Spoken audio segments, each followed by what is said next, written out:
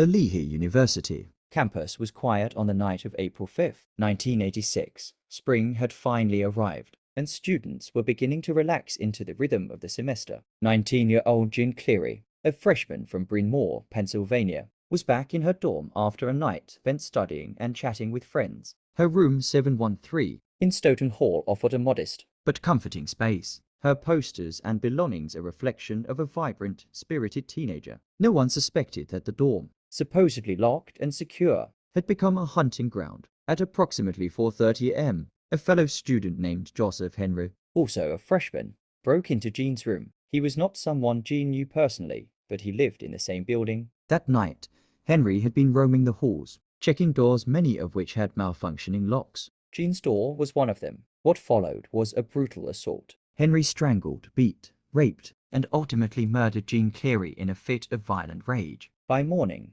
her lifeless body was discovered by campus police, and the entire university was plunged into chaos. The Clearys were devastated. Jean had been an only child. Her parents, Howard and Connie Cleary, were not only grieving but horrified at the conditions that allowed this to happen. They learned that the university had experienced 38 violent crimes in the previous 3 years. Information that was never shared with students or parents. Had they known, they said, they never would have sent Jean there. Joseph Henry was arrested, tried, and convicted of first-degree murder. He received the death penalty, later commuted to life in prison. But the story didn't end with the verdict. The Clerys launched a nationwide campaign for campus safety transparency. Their advocacy led to the creation of the Cleary Act, signed into federal law in 1990.